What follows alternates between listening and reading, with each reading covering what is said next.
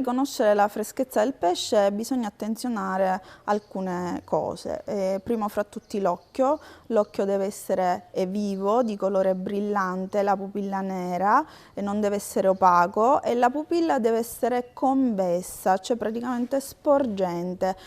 Una pupilla concava è indice di non freschezza del pesce, così come una pupilla opaca.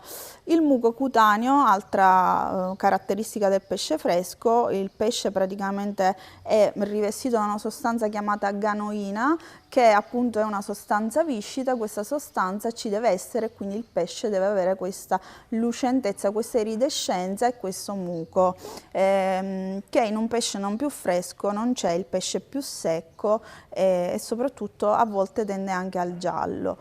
Poi la rigidità cadaverica ci deve essere, quindi le carni diventano molto sode e dure, per cui se vediamo un pesce flaccido non sarà più fresco, invece il pesce fresco è molto rigido. Altra cosa, le branchie devono essere rosso vivo, quasi tendente al rosso scuro. Quando le branchie sono sbadite di un colore aranciato, roseo, allora il pesce non sarà fresco. Gli opercoli, che sono quelle aperture laterali che il pesce ha, devono essere argentei.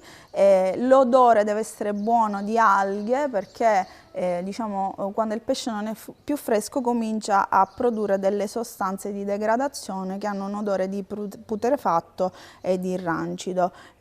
Altra cosa, ovviamente, le squame. Per i pesci che hanno squame non si devono staccare facilmente, ma devono essere, diciamo, difficili da togliere, tant'è vero che si grattano per toglierle.